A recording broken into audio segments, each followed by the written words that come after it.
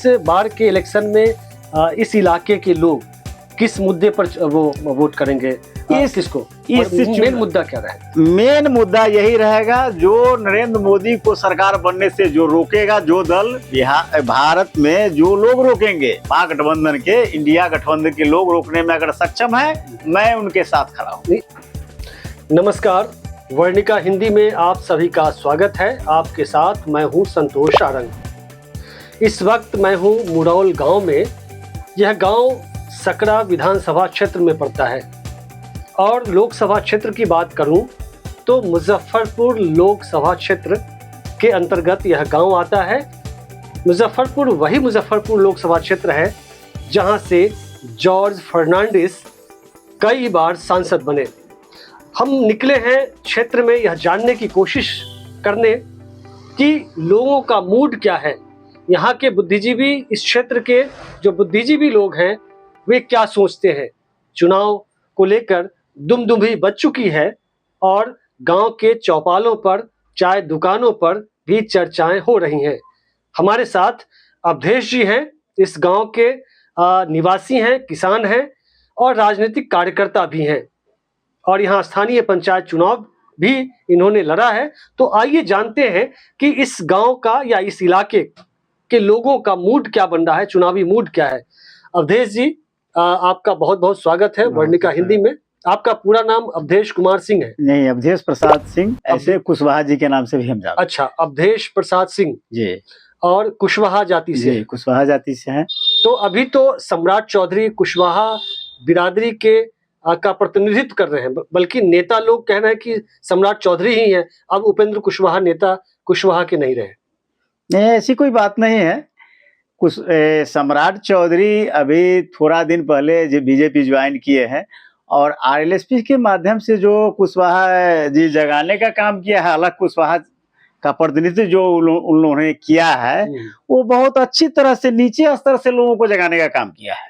रही बात कि अभी एनडीए के साथ हुआ है, लेकिन अब मौजूदा स्थिति है जो अभी लोकसभा का चुनाव होना है और लोकसभा का चुनाव जो यहाँ जनता का मूड है, जो हम भी देख रहे हैं, सारे समाज के लोगों का में जो अभी चर्चाएं हो रही है कि ये लोकसभा चुनाव में हम उन्हीं को वोट देंगे, जो उन्हीं को वोट देंगे, वैसे प्रतिनिधि को जो नरेंद्र मोदी के सरकार को रोक पाए। अरे ये इस समुदाय में, कुशवाहा समाज में ये बिल्कुल, ये स्टेट स्तर की जब बात होगी फिर उसका रुख दूसरा होगा, लेकिन संसद के चुनाव में अभी हम लोग जो एनडीए सरकार को जो रोकने में इंडिया गठबंधन के साथ हम लोग हैं। तो कुशवाहा जो जाति है जी, इस बार के चुनाव में राजद ने कई प्रत्याशियों को उतारा है कुशवाहा समाज से।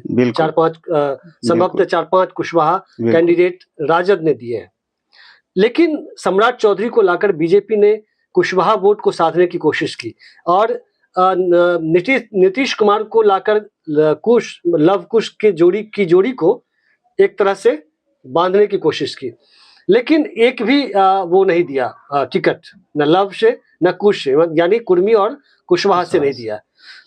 तो इसके बावजूद कुशवाहा बिरादरी के लोग तो नरेंद्र मोदी का गुणगान करते रहे हैं।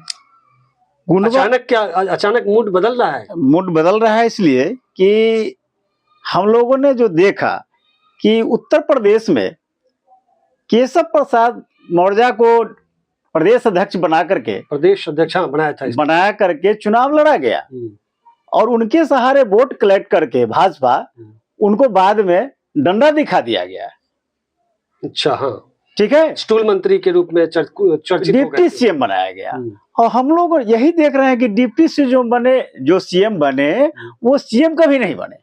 लेकिन इस बार जो अभी हरियाणा में हुआ, राजस्थान में हुआ जी, तो कुशवाहा 4 तस्वीरें लगाकर बहुत खुश थे कि देखिए बीजेपी ने हमारी जाति को प्रतिनिधित्व दिया है। डिप्टी सीएम 4 डिप्टी सीएम बता रहे थे। उसके बावजूद कैसे आप कह रहे हैं? डिप्टी सीएम कोई माने नहीं रखता है। हमको सीएम बनने की जो हम योग्यता हमारे पास है और शक्तियां हमारे पास कुशवाहा समाज का प्राप्त है, फिर हम डिप्टी सीएम क्यों? अच्छा, जब हमारा 6.5% हम कुशवाहा बिरादरी के लोग हैं, फिर हम डिप्टी सीएम क्यों बनेंगे?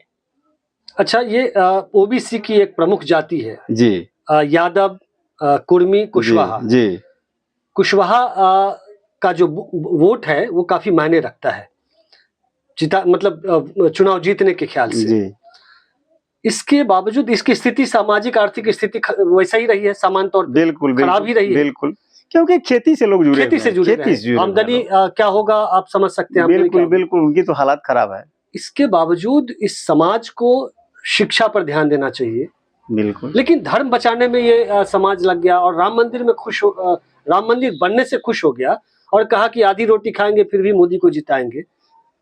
ये कहने की बात। 14 में तो यही हुआ, 19 में भी शायद हुआ था। जी जी, लेकिन राम मंदिर मुद्रा 19 में नहीं था, 19 में नहीं, और आज 24 में भी राम मुद्दा नहीं है, राम मंदिर मुद्दा नहीं है, मुद्दा नहीं है। कोई हवाई यहाँ नहीं है। 22 जनवरी को जो जी शिलान्यास किया गया धूमधाम से, दिए जलाए गए, आपने नहीं जलाया? जी बिल्कुल नहीं, इस गांव में दिए नहीं जलाए गए। जी, हम लोगों के जैसे जो बुद्धिजीवी लोग हैं, हम लोगों को मना किया कि नहीं, ये दिया जलाने से क्या होगा, हम अपने पूर्वजों का तो नाम नहीं लेते हैं, फिर राम का नाम लेने से क्या होगा। लेकिन मंदिर बन गया, 5000 साल की बात कर रहे हैं। बिल्कुल, कि राम आए हैं और झोपड़ी के भाग्य खुल जाएंगे। राम को किसने लाया? राम को क्या किसी की ये हस्ती नहीं है कि कोई राम को लाएंगे? राम तो आदि पुरुष है, फिर उनको लाएंगे कौन?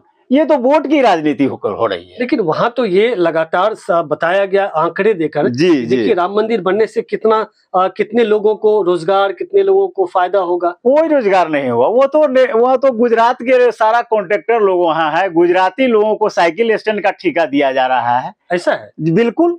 कहाँ एक यूपी का कोई है उसमें जो सारे फिल्म हस्ती के लोग जमीन खरीद के अपना व्यवसाय कर रहे हैं? क्या यहाँ यूपी के लोगों को क्या मिला कि देश के लोगों को क्या मिल रहा है? बड़े बड़े लोग उसमें आ रहे हैं।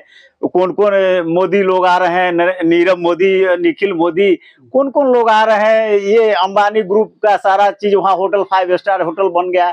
उन लोगों को पैसा कमाने का, जो हमारे दलित पिछड़े लोगों का, हम लोग जो आमदनी 2-4 रुपया करते हैं और राम के नाम पर जाएंगे, राम जी का दर्शन करेंगे, और वहां एक ऐसा एटीएम बैठाया गया है जो हमारा वहां शोषण होगा। हमको वो ब्राह्मणवादी प्रवृत्ति वहां हावी है, जिसमें सारे जो उनका जो पुजारी लोग हैं, उसमें एक दलित पिछड़ा का कौन है? एक मात्र जो दिखाया गया है। फिर सारे लोग तो 95% तो वो अपने जीवन जीविका के लिए वो किए हैं। क्या हुआ? हमारे देश के राष्ट्रपति द्रौपदी मुर्मू को क्यों नहीं लाया गया राम मंदिर का उद्घाटन करने में? क्या भेदभाव किया जा रहा है? अगर भेदभाव नहीं तो लाल कृष्ण आडवाणी के जब भारत रत्न से सम्मानित किया गया है, प्रधानमंत्री जी को कुर्सी पर बैठे देखे हैं और द्रौपदी मुर्मू खड़े होकर के बातचीत कर रही है, जो हमारे देश के गरिमामय प्रथम नागरिक है। लेकिन मोदी जी भारत के इतिहास के एकमात्र ऐसे प्रधानमंत्री हैं जी जो 24 कैरेट ईमानदार हैं, भ्रष्टाचार के खिलाफ लड़ रहे हैं। वो 100% झूठ बोलने की गारंटी है उनके पास। ये आप कैसे कह सकते? मैं बिल्कुल कह रहा हूं सर, क्योंकि जब वो प्रधानमंत्री थे ही नहीं, गुजरात के सीएम थे, उस समय भी वो कहते थे कि हमारी सरकार बनेगी तो 30 रुपए पेट्रोल बिचवाएंगे। आज 110 रुपए पेट्रोल, जो सारा भारत की जनता देख रहे हैं। मैंने तो अभी पेट्रोल पंप पर 35 रुपए लीटर लिया है पेट्रोल। ये नहीं, गलत बात है, ऐसा हो ही नहीं सकता है। नहीं हो सकता, नहीं, बिल्कुल नहीं। 110 रुपया से 108 रुपया, 2 रुपया घटाते हैं तो कहते हैं, डिगडिगिया बजवाते हैं कि हम 2 रुपया घटवा दिए। 475 रुपया का सिलेंडर जो कांग्रेस सरकार दे रही थी, उसमें 200 कुछ रुपया सब्सिडी, 175 रुपया सब्सिडी हम लोगों को मिलता था। आज 1200 रुपया इन्होंने कर दिया और 74 रुपया सब्सिडी हम लोगों को दिया जाता है। अच्छा, किसान का जो मुद्दा है जी, उन्होंने ये लक्ष्य रखा था जी कि 2022 तक किसानों की आय दोगुनी हो जाएगी। आप किसान हैं? जी, हम किसान हैं, किसान मध्यम किसान है, बड़ा किसान नहीं है। तो दोगुनी हो गई? कोई दोगुनी नहीं, हम तो हमारी तो हालत खराब है। हमारी तो बिल्कुल हालत खराब है। इतनी महंगाई खाद, जो हमें 15 रुपए किलो जो डीएपी प्राप्त होता था, आज हम 40 रुपए डीएपी खरीद रहे हैं। जो 7 रुपए किलो पोटास खरीदते थे, उसका कीमत 40 रुपया है। सरकार किस तरह से देख रही है कि सरकार किसानों की आय दुगुनी हो रही है? कहां से सरकार? लेकिन मोदी जी ईमानदार है ना? बिल्कुल, कहीं से भी नहीं। अगर ईमानदार होते तो मोदी और विजय माल्या क्यों देश का 16,000 करोड़ रुपया का कितने हजार करोड़ किसानों को क्या मिला, उनको तो माफ कर दिया गया। लेकिन मोदी जी के पास एक वॉशिंग मशीन है ना, जो हाँ, मुंह से बेईमानों को ईमानदार बना देते हैं। जी, वो तो असम से लेकर के और छगन भुजबल तक जितने भी सारे उनके पास भ्रष्टाचारी लोग गए हैं, और भ्रष्टाचारी लोगों को उनके पास ऐसा वॉशिंग मशीन है जो भ्रष्टाचारी लोग वहां जाते हैं और वॉशिंग मशीन में धुल के बिल्कुल दूध जैसा साफ हो जाते हैं। उनके ऊपर कोई आरोप नहीं। यहाँ जो है ये लोग इस लोकसभा क्षेत्र से इधर तो फाइनल हो गया, राजभूषण चौधरी को एनडीए से टिकट मिला है जी। इधर से अजय निषाद जो बीजेपी छोड़ करके गए हैं, कांग्रेस ने ज्वाइन किया है, संभावना जताई जा रही है कि वो बन जाएंगे, प्रत्याशी होंगे, या विजेंद्र चौधरी हैं, अब अभी खुलासा हुआ नहीं। यदि अजय निषाद को प्रत्याशी बनाता है ये गठबंधन, महागठबंधन, तो आप लोग क्या करेंगे? वो दल बदलू हो गए। देखिए, दल बदलू तो वहां हर लोग हैं, बीजेपी में ही सारे लोग उनको तोड़ के वो ले जाते हैं और रातों रात ज्वाइन करके उनको टिकट दे दिया जाता है। ये सारे दलों का यही स्थिति है। तो इस बार के इलेक्शन में इस इलाके के लोग किस मुद्दे पर वो वोट करेंगे? किसको? मेन मुद्दा क्या रहेगा? मेन मुद्दा यही रहेगा, जो नरेंद्र मोदी को सरकार बनने से जो रोकेगा, जो दल भारत में जो लोग रोकेंगे, महागठबंधन के, इंडिया गठबंधन के लोग रोकने में अगर सक्षम है, मैं उनके साथ खड़ा हूँ। नहीं, आप व्यक्तिगत हैं? नहीं, व्यक्तिगत नहीं, बाकी जाति के लोग नहीं, ऐसी कोई बात नहीं। बहुजन समाज के लोग क्या सोच रहे हैं? बहुजन समाज के भी लोग जो बुद्धिजीवी हैं वो सोच रहे हैं कि नहीं, हम उनके साथ खड़ा है। बुद्धिजीवी तो चंद होते हैं ना, आम लोग क्या सोच रहे हैं? आम लोगों की भी सोच है, वो उस दिन तक वो कन्वर्ट हो जाएंगे। किस आधार पर, मतलब क्यों? क्योंकि ये 100 में 100 झूठ बोलने की गारंटी है इनको।